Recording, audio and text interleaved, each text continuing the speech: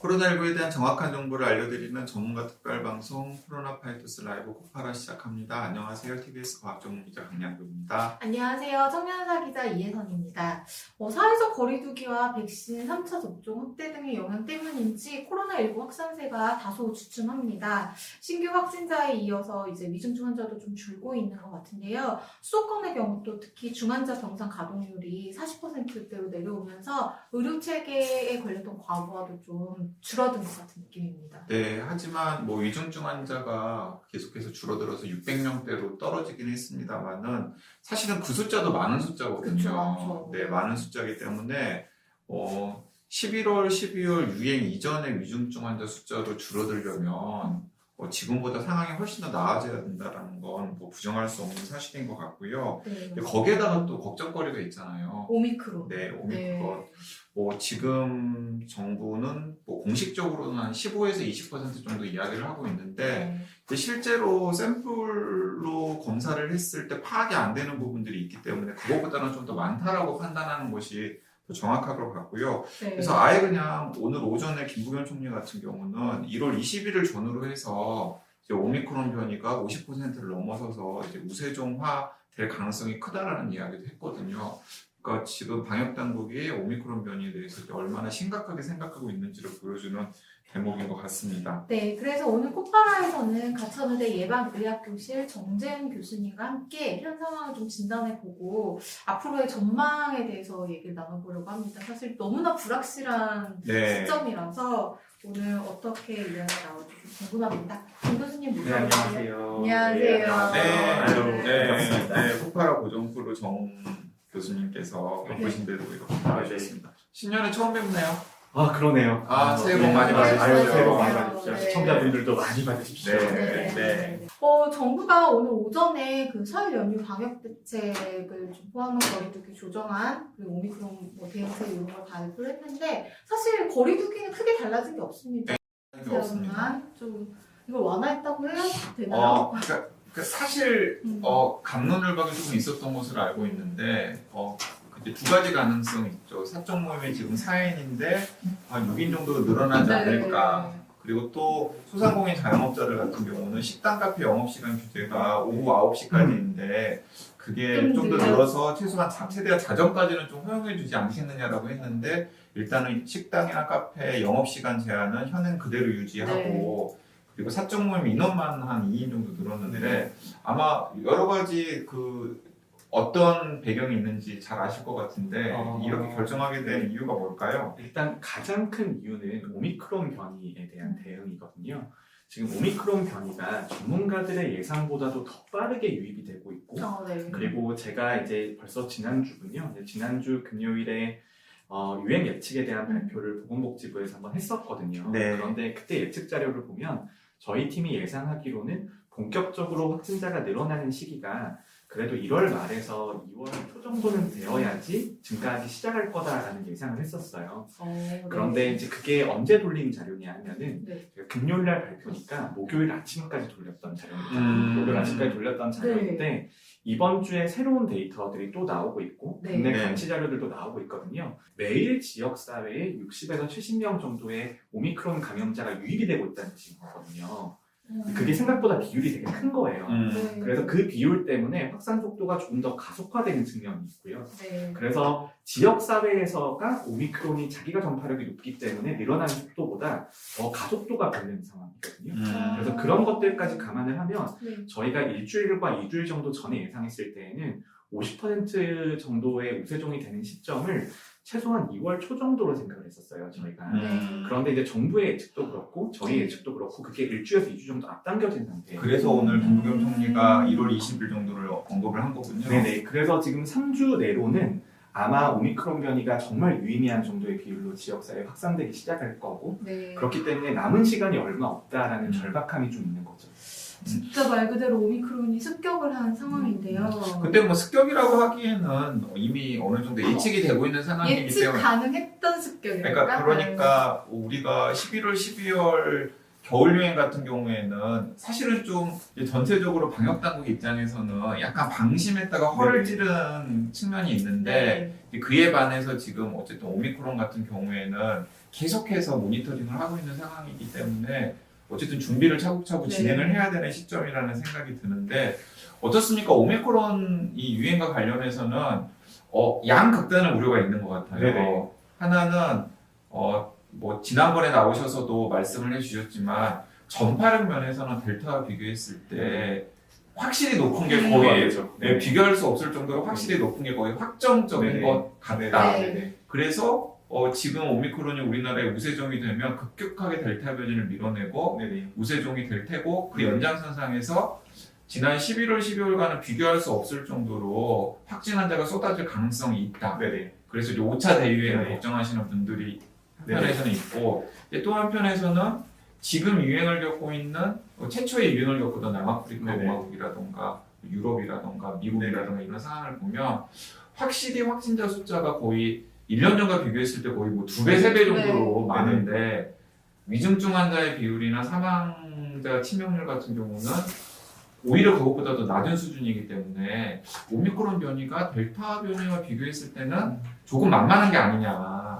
그러면서 조심스럽게 뭐 종식 얘기도 나오기도 하고 그러는데 어디 선에서 균형을 맞춰야 될까요? 저는 항상 이제 삶이라고 하는 거는 희망과 절망 사이에 가운데 있는 거라고 생각하거든요. 너무 긍정적인 전망을 해서도 항상 실망하기 마련이고 너무 안 좋은 걸 생각할 수도 없는 건데 저는 오미크론 변이가 딱 그 중간이라고 생각을 해요. 그런데 변이 바이러스가 등장을 하면 항상 세 가지를 보죠. 첫 번째가 자체적으로 전파 능력이 얼마만큼 올라가 있냐, 두 번째가 백신의 효과가 얼마만큼 떨어져 있냐, 세 번째로는 중증화율의 변화가 있냐, 이 세 가지를 보는 건데 제가 3주 전에 나왔었죠. 3주 전에 나왔을 때보다는 지금은 훨씬 많은 데이터가 쌓여 있습니다. 이제는 거의 충분히 평가가 가능할 정도의 데이터가 쌓여 있는데 첫 번째 특징은 뭐냐면 자체적인 전파 능력도 어느 정도 올라가 있어요. 올라가 있는데 그 올라가 있는 정도가 델타 변이 바이러스가 재생산 수가 5 정도로 추정이 되면 그것보다 한 40% 정도 늘어나 있다라고 좀 평가를 하고 있어요. 제가 보기에는 한 40% 정도 늘어나 있는 거고 40%면 한 7에서 8 정도인 거죠. 7에서 8 정도인데 그런데 체감하기로는 전파 능력이 너무 빠르잖아요. 너무 빠른 그 이유가 상대적인 전파 능력을 계산을 해야 되는데 델타 변이 바이러스까지만 해도 그래도 2회 접종의 유증상 감염 예방 효과가 어느 정도 유지가 됐었거든요.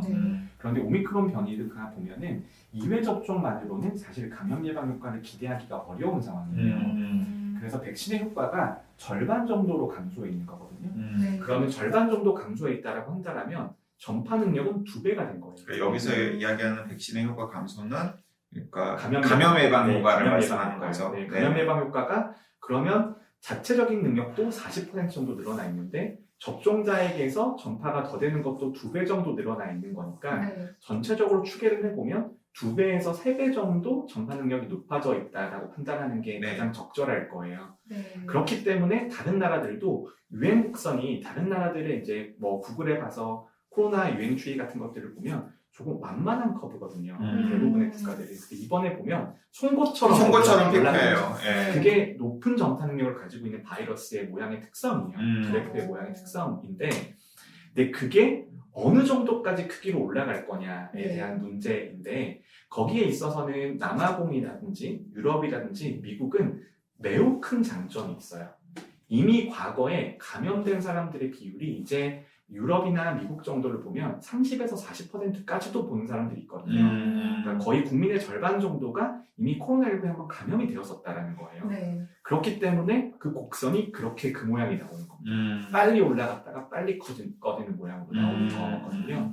그러니까 기존에 감염이 되어서 항체를 가지고 있는 사람들도 감염 자체를 막지는 못할 것이기 때문에 확진자에 포함이 되긴 하지만은 확진자로 분류될 가능성도 조금 떨어집니다. 오히려 무증상 내지 증상이 매우 경할 거기 때문에 그게 감염이 확인되는 비율이 굉장히 적을 거예요.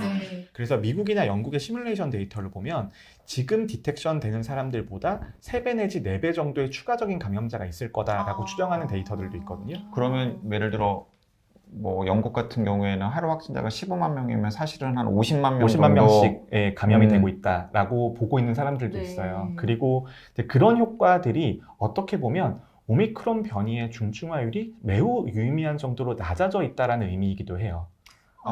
왜냐하면 네네. 그렇게 숨은 확진자들이 많으면 이게 분모가 더 커지는 거죠. 그쵸. 이게 네. 그리고 중증화율이 좀 더 심하다 그러면 어떤 식으로든 간에 의료 체계에 지금보다 훨씬 더 큰 부하가 걸려야 네, 되는데 네, 그렇죠. 그렇지 않은 거잖아요. 그렇지 않기 때문에 지금 확실하게 말씀드릴 수 있는 건 오미크론 변이의 중증화율이 매우 유의미한 정도로 감소해 있다라는 것은 부정할 수 없는 사실인 것 같아요. 그것도 3주 전과 비교했을 때 조금 더 낙관적으로 변한 거네요. 낙관적으로 변한 데이터인 네. 거죠. 근데 이게 앞에 전파 능력이 너무 심각할 정도로 세다라는 것은 비관적인 데이터인 거고 네. 네. 반면에 중증화율에 있어서 유의미한 정도의 감소가 있다라는 것은 그래도 어느 정도 다행인 데이터인데 네. 여기서 데이터에 함정이 있어요.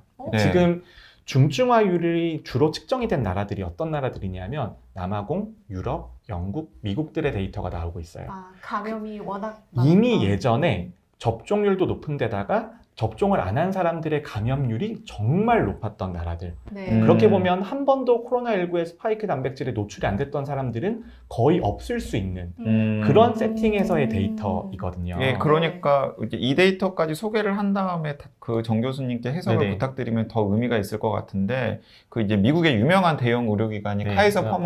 퍼머먼트가 5만 2천여 명의 오미크론 감염자와 그리고 17,000명의 델타 감염자를 분석한 연구 자료를 인용해서 어떻게 보도를 했냐면 어떻게 발표를 했냐면 오미크론 확진자들이 델타 확진자들보다 중증화율은 74% 정도 네네. 떨어지는 것 같고 사망률은 91% 떨어지는 것 같고 입원 기간도 델타 확진자보다 3일가량 짧은 것 같고 네. 그리고 이제 이 결과는 오미크론 변이 감염과 관련해서 이런 결과는 백신 접종 여부와 상관없이 상관없이. 두루 네네. 나타났다. 네네. 이제 이 대목이 중요한 건데 여기서 이제 그렇죠. 방금 정재훈 교수님께서 하신 말씀을 해보면 한 번이라도 노출이 됐었어요. 그렇죠. 미국 네. 같은 경우에는 백신 접종 안 하신 분들 중에서도 거의 다 감염이 거의가 다 됐어요. 감염이 네. 되어서 어떤 식으로 크든 적든 간에 항체를 몸에 가지고 있을 가능성이 있기 때문에 이게 우리나라에 단순 대비하기에는 조금 위험한 부분이 분명히 있다는 그러네요. 거죠. 여기에서 잘 봐야 되는 게 접종 유무와 상관없이 숨어있는 뜻이군요.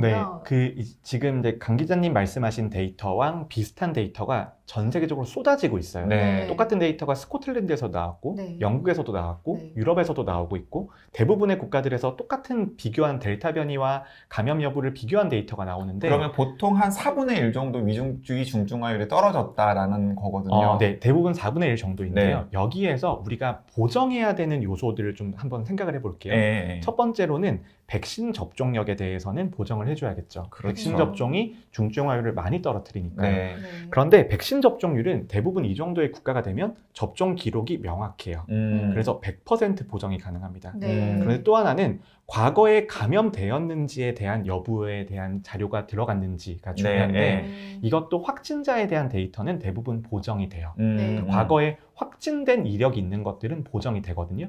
그런데 확진되지 않고 무증상 내지 경증으로 감염되고 지나갔던 사람들에 대한 보정은 불가능해요. 그러니까 그러네요. 이제 몸에 항체는 가지고 있을 가능성이 있지만 네. 사실 그럼 데이터 판단할 리코더로는 수- 남아있지 않아요. 남아있지 않은. 음. 근데 지금 데이터는 다 그렇게 분석이 되고 있거든요. 네. 그래서 그것까지 보정해서 분석을 하게 될 경우에는 중증화율 감소 비율이 꽤 떨어지는 것으로 나와요, 데이터들이. 근데 아직 여기까지 모델링 결과가 나온 팀들은 몇 팀이 없거든요. 네. 그런데 그런 팀들의 데이터를 보면 과거에 이런 추정되는 감염 사례까지 가정해서 넣었을 때에는 중증화율이 중증화율 감소폭이 한 60에서 70% 정도 떨어졌다고 한다면 그것까지 보정해주면 다시 절반으로 줄어들어요. 35에서 40% 정도로 줄어들거든요. 그래서 이게 얼마만큼 중요한 요소이냐 하면은 우리나라나 일본이나 대만이나 중국처럼 유행 통제가 잘 이루어졌던 나라들에 있어서는 이 부분의 효과는 기대하기 어려울 수 있다는 거예요. 그렇죠. 네. 왜냐하면 우리나라 같은 경우에도 예를 들어서 백신 접종률이 18세 이상 성인들 같은 경우에는 95% 네네. 정도인데 한 5% 정도의 250만 명의 미접종자가 네네. 있고 이 중에는 60세 이상, 80세 이상의 음. 최고위험군이 네네. 포함이 되어 있으니까 이분들 같은 경우에는 오미크론 변이가 유행하더라도 똑같이 위중증 환자들이 쏟아질 가능성이 있을 수는 있는 거네요. 그렇죠. 그 가장 중요한 포인트는 우리나라의 미접종자 중에 몇 %가 감염되었던 경험이 있는가에 대한 부분이에요. 네. 그게 우리가 오미크론 변이에서의 중증화율과 치명률을 결정하는 요소가 될 거거든요. 근데 사실 거의 0%로 봐야 되는 거잖아요. 0%까지는 아니지만 저는 3에서 5% 정도까지는 보고 있습니다. 그것도 좀 너무 많이 보는 거 아니에요?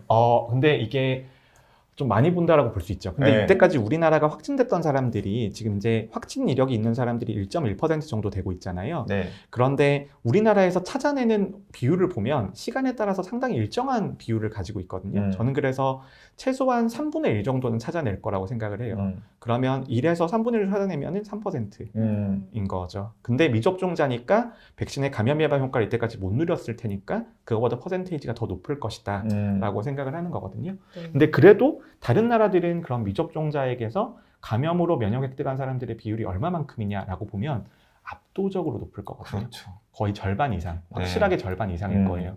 근데 그거를 못 본다라는 게 가장 큰 문제예요, 우리나라에서.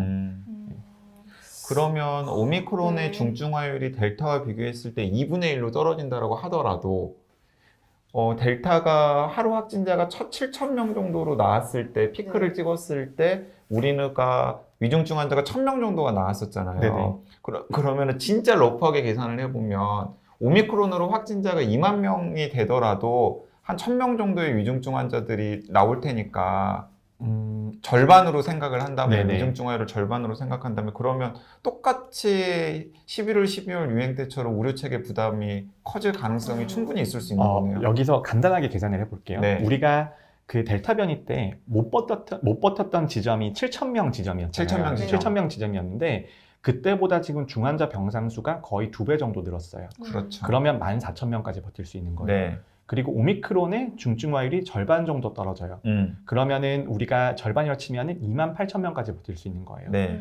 그리고 팍슬로비드가 들어와 있죠. 네. 팍슬로비드가 들어오면은 그것도 전체 중증화율을 절반 정도까지 떨어뜨릴 수 있을 것으로 기대를 하거든요. 하지만 전체 환자에게 투여할 만큼 물량이 충분하지 않기 때문에 비율을 따지면 한 25% 정도 될 거예요. 그렇게 치면 28,000명에서 한 1.25배 정도 곱하게 되면 우리가 지금 이론상으로 버틸 수 있는 한계는 4만 명 정도예요. 팍스로비드 효과까지 생각을 하더라도 네, 그러면 4만 명 정도까지는 우리가 버틸 수 있다는 거예요, 기본적으로.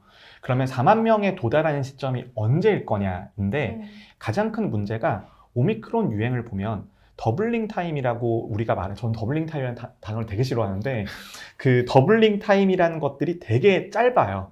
그러면 한 번 7,000명에 도달하면 다음 주에 14,000, 그 다음 주에 28,000 이런 식으로 올라갈 거거든요. 생각보다 우리가 중환자실에 대응 역량이 모자라게 되는 시점이 우리 예상보다 더 빠를 수 있다. 근데 사실 중환자실 대응 역량이 지금보다 2배로 한다라는 것도 약간의 허수가 있는 거죠. 그렇죠. 허수가 있는 거죠. 허수가 있는 거라서 그래서 지금 오미크론 변이에 대해서 우리가 사회적 거리두기를 연장을 계속하는 이유가 이것 때문이에요. 그러니까 우리가 생각보다 너무 빠르게 왔고 너무 급하게 올라갈 거라서 우리가 준비되는 시간까지는 버텨야 되는 건데 그 시간을 계속 밀어보는 시도를 하는 거죠. 네, 지금은 그렇습니다. 근데 한편으로는 오미크론 변이를 사회적 거리두기를 통해서 계속해서 지연을 시키다 보면은 다른 나라들에 비해서 우리나라가 일상회복이 늦어질 수도 있는 거잖아요. 네. 사실 호주 같은 경우에는 그냥 오미크론이 지금 굉장히 이렇게 치고 네네. 올라갔던데 그래프를 보면 그냥 호주 정부에서는 그냥 일상생활을 지속하는 방향으로 가닥을 잡았다고 들었거든요. 저도 그 부분에 있어서는 네. 어느 정도는 동의를 해요.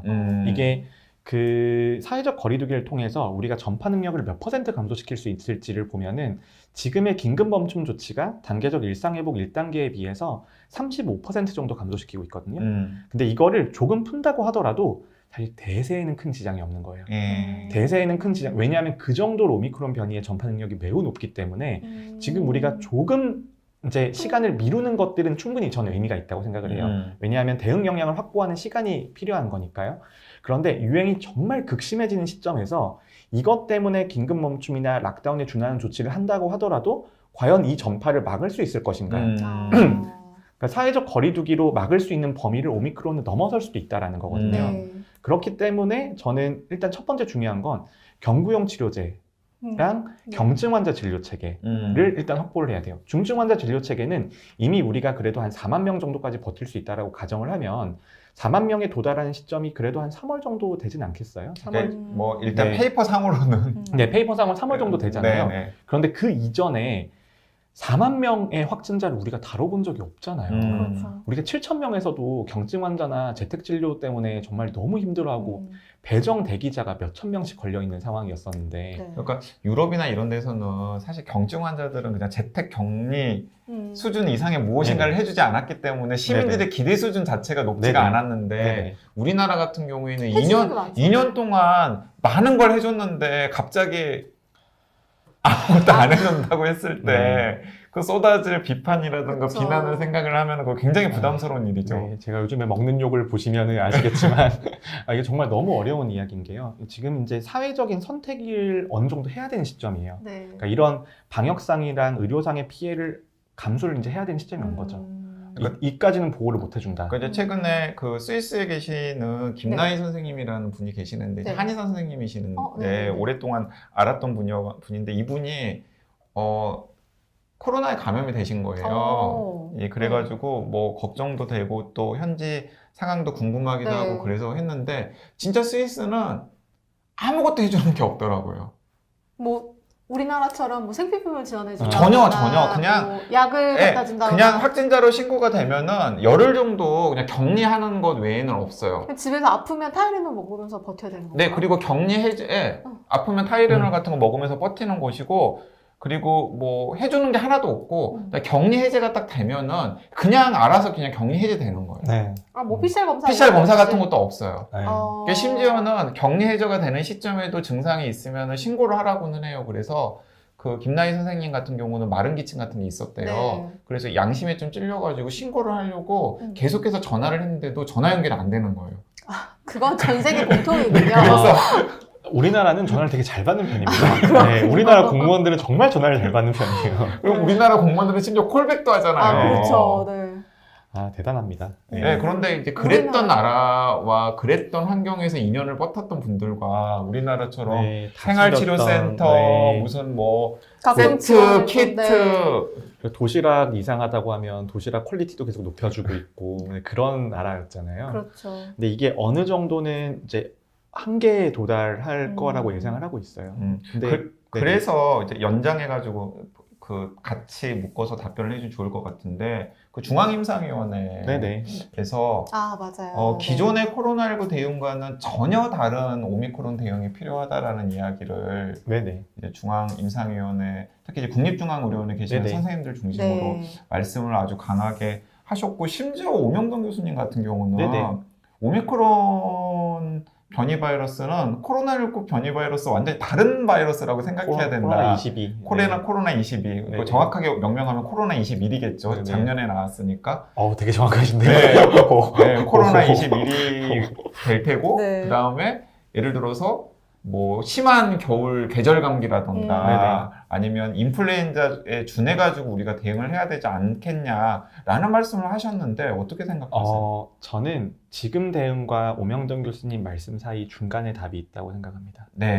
한 번에 그렇게 바꿀 수는 없어요. 한 번에 바꿀 수는 없고 그리고 우리가 의료나 방역을 준비하는 입장에서는 낙관적인 예측만으로 정책을 설계하는 건 정말 위험하거든요. 그러니까 어느 정도 보수적인 접근이 반드시 필요한 상황이고 오미크론 변이의 중증화율이 우리나라나 일본처럼 매우 이제 유행 수준이 낮았던 나라에서 어떻게 변할지에 대한 거는 정보가 아직 없는 거잖아요. 그래서 어느 정도 초기 대응을 하고 초기의 중증화율에 대한 데이터가 이제 나오겠죠. 우리나라 데이터가 3월, 4월 정도가 나오게 되겠죠. 그럼 그때부터는 우리가 방역 체계에 있어서 결정을 해야 되는 시점이 올 거예요. 저는 그런 단계적인 접근이 굉장히 필요하다는 생각이 들어요. 근데 저는 이제 방역에 있어서도 양극단의 주장이 항상 있잖아요. 근데 들어보면 둘 다 논지와 논건이 있어요. 근데 항상 전 답은 그 가운데 있다라고 생각을 하거든요. 그리고 한꺼번에 이런 체계를 다 바꾸는 거는 준비할 시간도 없고 할 수도 없어요. 그래서 언젠가는 이제 중앙임상위원회나 오명돈 교수님처럼 말씀하신 것처럼 가겠죠. 그런데 중간에 유행 시기가 급격하게 늘어나는 한 번은 어쨌거나 지금 체계를 점점 바꾸고 고쳐가면서 버텨야 돼요. 음. 그래야지 바꿀 수 있는 거거든요. 네. 한 번도 안 겪어보고 머리만으로 생각을 해서 현장은 이렇게 돌아갈 거야 라고 해서 바꾸는 것들은 불가능해요. 한 번 경험을 해봐야 되는 거죠. 그러니까 현재로서는 뭐 델타 변이에 대응했을 때 준해가지고 여러 가지 준비를 하면서 3월, 4월에 특히 위중증 환자에 관련된 데이터들이 쌓이면 네. 그 데이터들을 염두에 네. 두고서 네. 조심스럽게 전환을 하는 게 가장 현실적인 접근이다. 그래서 그 데이터를 가장 명확하게 보여줄 수 있는 지표가 중환자 병상이 얼마만큼 모자라고 중환자 숫자가 얼마나 늘어나는지에 대한 데이터는 실시간으로 집계가 되잖아요. 그리고 또 11월, 12월과 비교도 될 수 네, 있을 네. 것 아니에요. 굳이 복잡한 분석을 할 필요가 없이 중환자의 추이가 어떻게 변하는지를 보고 거기에 따라서 대응을 하면 되는 문제라고 생각을 하는데요. 저는 이제 확진자 추계가 정말 이제 슬슬 올해 한 4월, 5월 정도가 지나가면 점점 의미가 없어질 거라고 생각해요. 왜냐하면 저는 이번 주와 다음 주가 네. 아마 올해 가장 최저점이라고 생각하거든요. 최저점. 올해 최저점. 왜냐하면 오미크론 변이가 되면 아. 확진 환자 숫자들이 막 늘어날 것이기 그렇죠. 때문에. 네. 올해 아마 이번 주랑 다음 주 확진자가 가장 적은 주가 될 거예요. 자, 그러면 그 11월, 12월까지만 델타 변이 때까지만 하더라도 그냥 확진자 추이랑 중환자 추이가 네, 거의 같이 네. 움직였잖아요. 그런데 지금은 사실은 그런 과거의 패턴을 가지고 확진자 추이를 보기에는 조금 무리가 있을 수도 있겠다라는 거죠. 그거를 모른다라는 게 가장 큰 문제예요. 네. 우리나라에서 따라서 변할지 아니면 다르게 변할지를 전혀 모르겠어요. 네. 여러 가지 조건이 좀 다른 상황이기 때문에. 다른 상황이니까. 네, 모르는 거는 그렇네요. 모른다고 대답을 해야죠. 네. 네, 모르겠습니다. 네. 그렇습니다. 근데 이제 전 세계적으로 정보를 가장 많이 갖고 있다고 하시는 빌 게이츠는 이제 오미크론이 대유행이 지나고 나면 계절 독감이 될 것이다. 근데 이제 빌 게이츠는 항상 이제 미국의 맥락에서 그쵸. 이야기를 하기 때문에 미국은 저는 동의합니다. 전 이 말은 거의 동의해요, 이제. 그러니까 미국은 정말 감염될 수 있는 사람들의 감염은 거의 다 끝나가고 있다고 생각하거든요. 이 웨이브가 끝나면. 그래서 미국의 입장, 유럽의 입장에서는 뭐 가능한 이야기. 가능하지만 근데 우리나라는 한국에는 모르겠다. 모르겠다.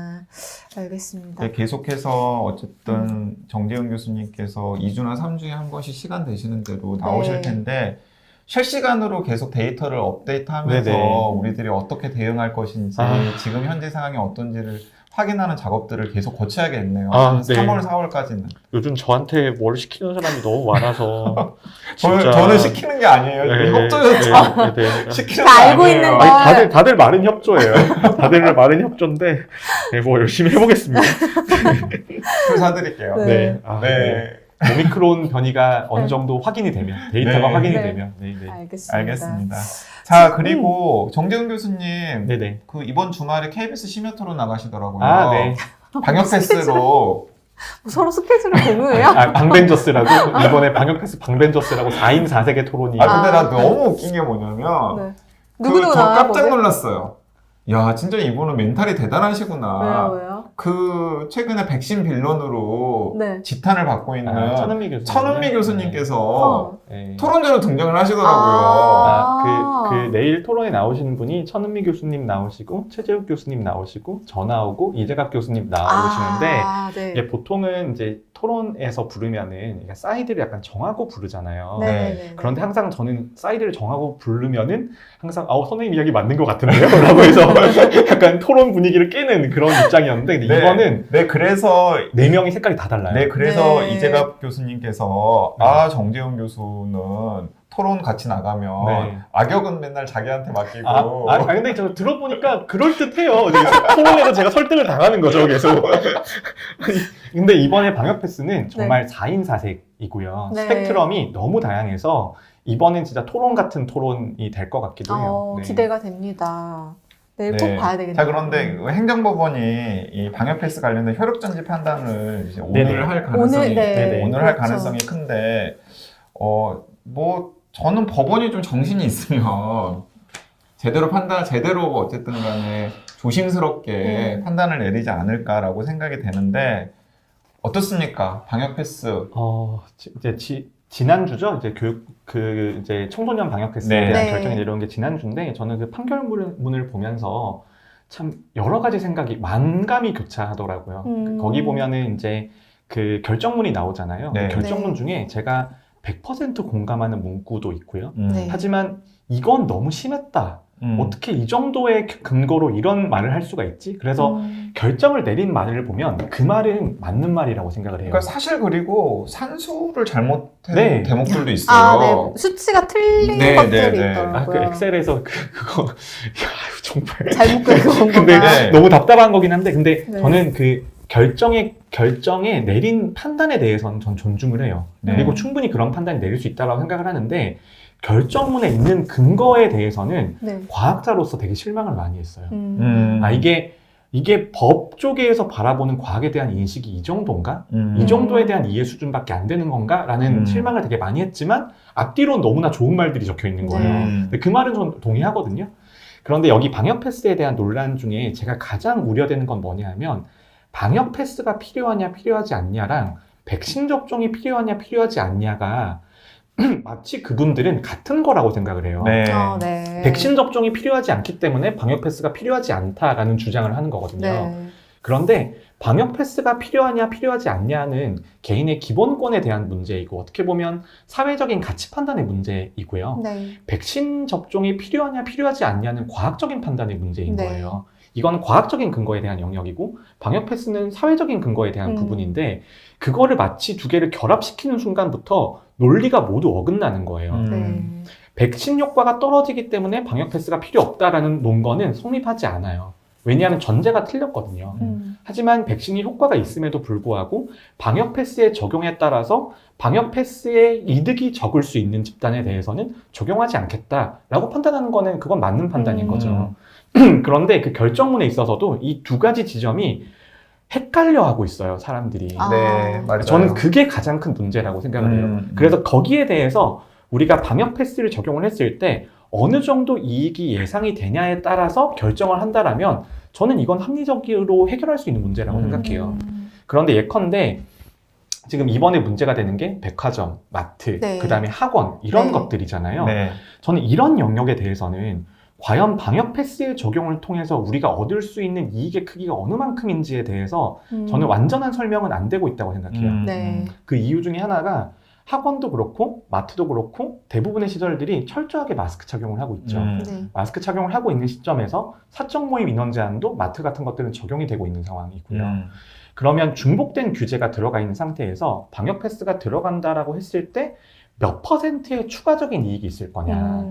그게 예를 들어서 음식점이나 카페 같은 경우에는 마스크를 벗고 활발한 대화가 이루어지고 그렇죠. 오랫동안 체류를 하기 때문에 방역 패스가 적용이 된다라면 그 이익의 크기가 되게 클 거란 말이에요. 그러니까 네. 이제 마트나 그 뭐 백화점 같은 경우는 네. 약간의 이제 그런 감정적인 논리가 네. 있는 거죠. 왜냐하면 소상공인 그렇죠. 자영업자들 입장에서는 그동안 차별받고 있다고 생각을 하시죠. 왜 카페, 왜 저렇게 사람들이 많이 들락날락거리는 네. 백화점이나 대형마트는 가만히 두면서 그러니까요. 우리들만 방역 패스 그렇죠. 적용을 네네네. 받아야 되느냐라는 이제 그런 감정적인 그런 네. 것들이 들어가서 사실은 방금 정재훈 교수님께서 말씀하신 것처럼 방역 패스의 실효성 면에서 그렇게 과연 이득이 크냐를 제대로 따지지 않고서 정해진 측면이 있는 거죠. 네. 저는 여기서도 또 이제 두 가지 문제가 있다고 생각을 하는데요. 첫 번째가 방역 패스의 기능을 우리나라에서 뭘로 볼 거냐에 대한 네. 문제예요.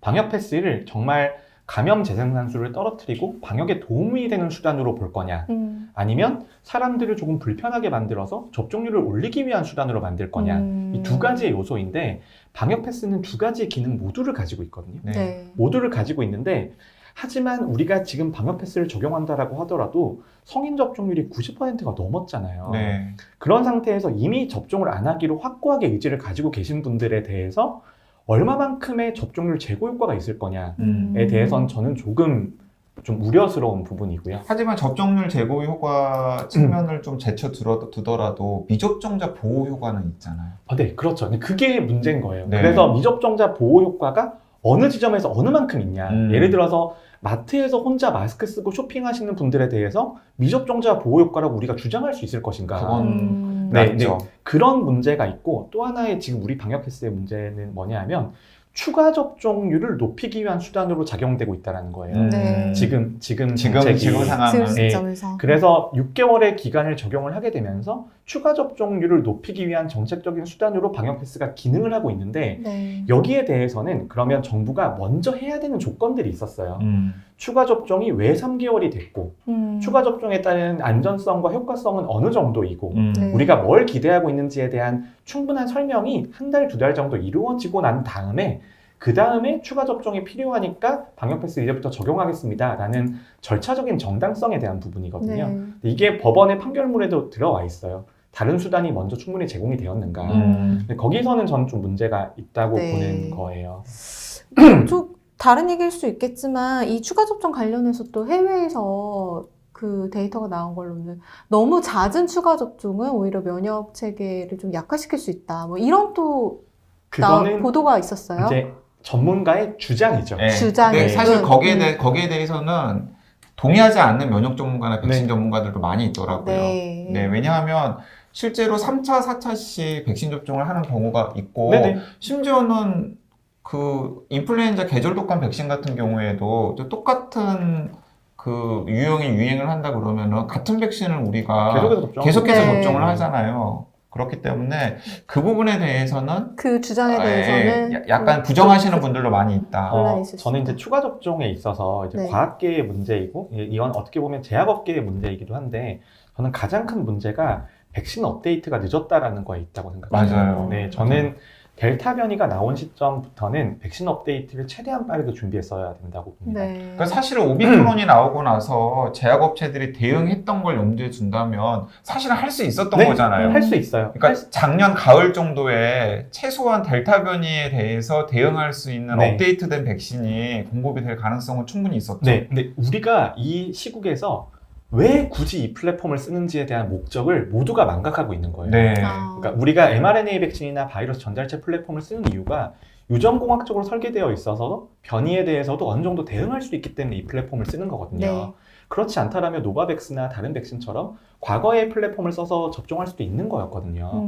그럼에도 불구하고 mRNA 백신으로 우리가 다 갔던 이유가 업데이트가 될 수 있다라는 것이었는데 그러니까 원래 처음에 제약사들이 또 내세웠던 장점 중에 하나가 네, 그거였었잖아요. 그렇죠. 근데 안 했잖아요. 네. 되게 그렇죠. 느리게 했죠. 네. 그리고 그 이유 중에는 분명히 경제적인 이유도 있어요. 예. 네. 그러니까 새로 이제 이때까지 제조해놨던 백신들을 그냥 그 소진해야 되니까. 소진을 해야 되는 것도 있고, 그 다음에 새로운 백신을 했을 때 가지고 있는 절차라든지 공정을 바꿔야 되는 문제, 허가 문제 이런 것들이 다 결합이 되어 있었는데 처음에 2회 접종과 추가 접종 효과가 너무 좋다 보니까 네. 사람들이 그 다음도 어느 정도 버틸 수 있겠지라는 생각을 했던 것 같아요. 근데 저는 이제 예전에 제가 썼던 논문들을 보면 예전부터 업데이트는 반드시 필요하다라고 네. 계속해서 주장을 해왔거든요. 그러니까 작년 11월부터 아니, 그러니까 사실 mRNA 그리고 플랫폼이 나왔을 때 재작년 11월. 그 코파라에서도 정재훈 교수님께서 네네. 계속해서 이 백신 제조사들이 약속을 안 지키고 있다. 네네. 업데이트를 해야 네, 돼요. 이런 얘기를 최소한 여름부터는 계속 하셨었어요. 네, 업데이트를 해야 돼요. 업데이트를 해야 되고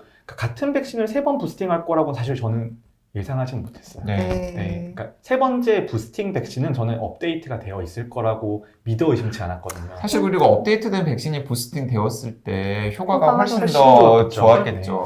근데 지금 발표된 바로는 파이자가 빨라야 3월, 네. 그리고 모더나는 가을쯤. 그러니까 웃잖아요. 그러니까 그때 되면은 이미, 오미크론 네. 정점 찍고 유행 마무리되는 시점에 무슨 오미크론 변이에 그렇죠. 대응하는 업데이트된 백신이 필요하냐. 제가 요즘 세상에 불만이 너무 많아요. 그래서 뭐 마음대로 되는 게 없어요. 네. 네, 그럼에도 불구하고 그래도 부스팅이 어느 정도 효과가 있다라고 하는 것은 너무나 다행인데 근데 지금 어떻게 보면 같은 백신 접종 부스팅의 마지노선이에요. 맞아요. 3차까지가. 네. 사실은 제가 생각하기에는 아까 이 네. 기자님께서 이제 부스터샷의 효과에 대한 전문가 견해를 소개를 해주셨는데 제가 보기에는 오히려 그것보다는 수용성 문제가 더 클 것 같아요. 네네. 왜냐하면 이미 3번 맞았는데 같은 백신을 4번, 5번 맞으라고? 그쵸. 아, 나는 그걸 안 맞겠어 라는 분들이 제 주변에도 이미 많거든요. 네네. 저 3차는 어쩔 수 없이 맞았지만. 네. 그리고 이제 저는 이제 접종 권고에 대한 연구들을 많이 하잖아요. 접종 대상에 대한 연구를 많이 하는데 전문가들이 접종 권고를 내리는 데 있어서는 가장 엄격한 기준이에요. 이 백신을 접종했을 때 중환자와 사망자를 막아주는 비율 대비 백신 접종했을 때 생길 수 있는 중환자와 사망자의 비율로 우리가 권고를 하거든요. 네. 그런데 백신이 다행히도 중증화 예방 효과에 있어서는 크게 안 떨어지고 있잖아요. 그렇죠. 그래서 3회 접종, 4회 접종을 한다고 하더라도 우리가 추가적으로 얻을 수 있는 이익의 크기가 되게 적다라는 거예요. 그러니까 이것도 네. 좀 문제가 되는 게 특히 이제 언론이 너무 뭐 이제 연구들이 또 그런 연구들이 초기에 자꾸 쏟아지기 좀 때문에 더 나오기도 그렇기도 하고, 하지만은 이 감염 예방 효과에만 너무 초점을 맞추다 네. 보니까 그게 가장 큰 문제예요. 네. 가장 큰 문제이고 차라리 코파라처럼 저보고 1시간 동안 이야기를 해달라고 하면 이런 거 다 백그라운드를 설명해 주는데 네. 방송에 나가서 전문가가 3회 접종 꼭 필요합니다. 접종하세요. 말하고 끝이잖아요. 네. 근데 3회 접종이 이 어떤 배경으로 결정이 되었고 뭐 때문에 4회 접종은 어려울 수 있다라는 이야기들을 다 이렇게 친절하게 해주면 너무 좋은데 그런 채널이 좀 부족한 문제가 있는 거죠. 네, 그렇습니다. 그 백신 관련해서 하나 또 여쭤보고 싶은 게 이제 노바백스 백신이 허가가 됐어요, 국내에서. 근데 이 백신 같은 경우에 이제 유전자 재조합 방식이어서 기존의 이제 뭐 비형 감염이라든지 네네. 이런 백신하고 정확하게 말하면 단백질 합성 항원 방식. 아, 단백질 합성하고. 단백질 합성 항원 알겠습니다. 방식이라는 게 네. 네. 정확한 명칭이고 생물학과 출신네. 이 노바백스 백신 같은 경우에는 왜냐하면은 지금 성인 18세 이상 성인 백신 미접종자 250만 명한테 예를 네. 들어 서울대학교 보건대학원의 윤명승 교수팀 같은 곳에서 설문조사를 해보면은 백신 왜 안 네네, 맞냐 하면은 가장 많이 이야기하는 게 기존의 긴급사용 승인된 백신의 안전성에 그렇죠. 의심이 들기 때문에 나는 백신을 접종하지 않겠다라는 게 어쨌든 표면적으로 내세우는 그분들의 이유거든요. 네. 그래서 궁금해요. 노바백스가 국내 허가되면 그 부동의 미접종자들 있잖아요. 그분들의 접종률이 좀 올라갈 것인가 기대를 해볼 저는 만한가. 큰 기대는 하진 않는데요. 아, 그런가요? 그래도 네. 그분들 중에 몇 퍼센트라도 이걸로 접종을 하신다라면 우리의 입장에서는 몇백 명, 몇천 명을 살리는 거잖아요. 네. 네. 그래서 그런 정도 기대를 하는 거고요. 참 아쉬운 게 뭐냐면 그 백신에 있어서의 프레임 문제예요. 그러니까 새로 개발된 플랫폼, 네. 그다음에 개발되지 보통은 백신 개발은 10년이 걸린대. 근데 그거만큼 정말 잘못 알려진 정보가 그러니까 없거든요. 새로 개발된 플랫폼 그리고 유전자. 유전자. 그리고 이것도 갑자기 어느 순간 이거는 합성학원 백신이잖아요. 네. 합성학원 백신인데 유전자 제조합 유전자 제조합이라는 말이 언제부터 붙어 있어요. 뭐야 이거는 도대체. 그러니까 합성 항원 방식이거든요. 네, 네, 네. 합성 항원 방식, 단백질 합성 항원 방식이라는 게 정확한 명칭이고 네. 실제로 그게 딱 그 백신 플랫폼의 정체성에 딱 맞는 명칭인데 아니, 유전자 제조합이란 말이 들어온 순간부터 이게 무슨 콩이야, 무슨 두부야. 약간 그런 느낌이 들잖아요. 네. 근데 이거 참 이게 이 프레임이라는 게, 그래 이런 인식을 또 가지게 되면, 또 접종 안 하실 거가 너무 분명한데, 저는 하나 좀 우려되는 건 좀 뭐냐면, 이 노바백스라는 것도 사실은 이때까지 사용했던 백신 중에 가장 안전성 평가가 철저하게 이루어진 백신이 무슨 백신인지 아세요? 화이자 mRNA 백신입니다. 네. 네. 가장 데이터도 많고. 가장 데이터가 많고 가장 철저한 평가가 이루어져 있고 가장 연구가 많이 이루어진 백신이 화이자 코비드 백신이에요. 그런데 노바백스가 이제 나와서 이제 초기 접종 시작하잖아요. 그러면 화이자만큼 데이터가 쌓이려면 이제 10년 걸려요. 네. 네, 이제 10년 이상 걸릴 거예요.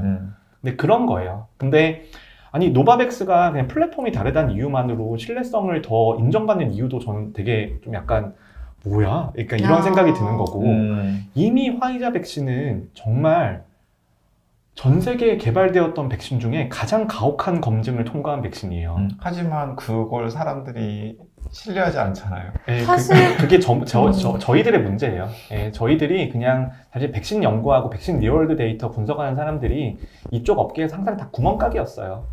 그래서 저희가 그렇게 빠르게 데이터를 국민들한테 전달해 드리지 못한 우리의 문제죠. 그리고 사실은 또 그 정재훈 교수님을 이렇게 위로의 말씀을 드리자면 그건 네. 얼마나 신뢰하고 과학적인 데이터를 들이미느냐의 문제라기보다는 사실은 어떻게 전달하느냐. 커뮤니케이션의 문제이고 네. 이건 인간 심리의 문제이고 네, 이미 저희 손을 떠났죠. 네.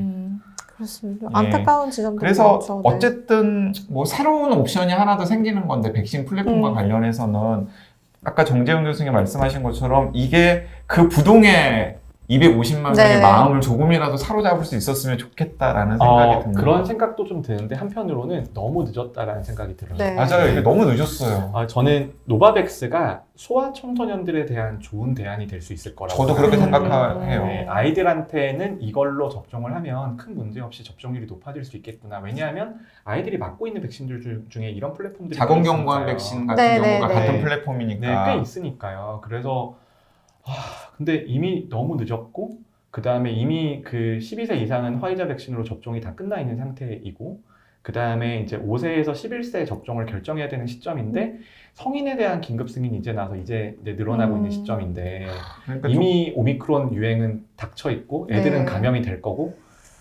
그러니까 이거 너무 네. 답답해요. 그 초기 임상 시험 결과가 초기 임상 3상 결과가 1월에 나왔고 네. 그리고 두 번째가 제 기억에 4월에서 5월 정도에 나왔는데 아스트라제네카나 화이자나 모더나의 기준대로 보면 한 여름 정도에는 네. 긴급 사용 승인이 되어가지고 좀 풀렸어야 되는데 네. 그게 너무 딜레이가 되면서 네. 지금에서야 이제 우리 손에 들어오는 옵션이 되었는데 결국 이제 과학과 바이러스의 속도 전쟁에서 저희가 진 거예요. 네. 네, 이건 진 겁니다. 왜 그런 말 있잖아요. 늦었다고 생각할 때가 가장 빠른 것이다. 이거는 박명수 씨가 어떻게 말했냐면 늦었다고 생각할 때가 정말 늦었다. 네, 그렇습니다. 자, 이제 마지막으로 네. 아까 잠깐 이야기해 주셨어요. 그 화이자 먹는 치료제 네네. 팍스로비드가 오미크론 대응에 있어서 어느 그래도 정도, 기여하는 네. 정도가 분명히 있을 거다라고 말씀을 해 주셨는데 뭐 디테일한 사항들은 다른 매체들에서도 많이 워낙 소개를 많이 했기 소개했죠. 때문에 네. 다 건너뛰고 특히 정재훈 교수님께서 약간 좀 걱정되는 대목이나 이런 대목이 좀 있나요? 확보요. 확보. 필요한 시기에 필요한 물량이 있냐. 근데 그 필요한 시기가 사실 점점 더 당겨지고 있어서요. 네. 유행이 급격하게 진행되고 그리고 그때 감염이 되면 사실 그때 제일 많이 필요할 거거든요. 일단 중수부는 지금 이번 달 안에 3만 1,000명 정도 네네. 물량 확보하겠다. 네네. 그래서 지금 2만 1,000명 들어왔으니까 들어왔죠. 네. 10,000명 만명까지 정도 또 더 추가로 해서 하겠다. 화이자는 약속을 잘 지키거든요. 네. 아, 그러니까 그건 신뢰할 만할 것 네. 같아요. 어쨌든 네. 네. 그러니까 1월에 우리나라에 3만 1,000명 분은 들어올 것 같은데 네. 그걸로는 부족하다고 네. 생각하는 건가요? 네. 2월달 이제 그렇군요. 수급 네. 상황도 좀 봐야 부족하고 되고. 문제가 3월, 4월, 5월에 정말 심각한 정도의 유행이 있을 건데 그때 대부분의 확진자가 나올 거거든요. 네. 그러면 전체 그 확진자에게 쓸 만큼의 물량이 없으면 결국 우선순위에 따라서 가장 위험한 사람들부터 쭉 내려와야 예를 되는데 들어 뭐 80대 이상의 미접종자라든지 네. 뭐 60대 이상의 미접종자라든지 네. 등등등. 그런 우선순위에 대한 결정은 어느 정도 이루어져 있고 준비를 하고 있습니다만 이 약이 생각보다 효과가 좋기 때문에 저희가 평가를 해보면 모든 성인에게 적용해도 항상 남는 장사예요. 항상 남는 장사예요. 저희가 비용 효과성 같은 것들을 보잖아요. 네. 그러면은 많이 있으면 있을수록 무조건 도움이 되는 거예요. 무조건 그러니까 네. 확진되고 나서는 처방을 할 수 있으면은 네, 도움이 된다. 도움이 되는 겁니다. 음. 근데 여기서 고려하지 못한 거는 아직까지 알려지지 않은 이상 반응이 없다라는 전제하에서 전제하에서 오늘 정재훈 교수님 모시고 오미크론 확산을 그 팍스로비드 관련해서 제가 걱정하는 거 하나 이야기할까요? 네. 얘기해 주세요. 저는 그 5일분 처방이 되는데 3일분만 먹고 아, 이틀분 당근마켓에서 파시는 분들 나올까 봐서 네. 그거 안 된다고 일단 이제 얘기했는데. 근데 심지어는 나는 그것도 좀 문제가 되는 게 안 된다라고 이야기하는 것 자체가 그래도 되겠네. 시민들한테는 뭔가 아이디어를 주는 거예요. 아. 그죠. 네. 근데 항상 이제 감염내과 선생님 많이 오시잖아요. 드리는 말씀이 항균제, 항바이러스제는 끝까지. 정해진 용량을 끝까지 끝까지 먹어야지 먹어라. 변이가 안 생깁니다. 네.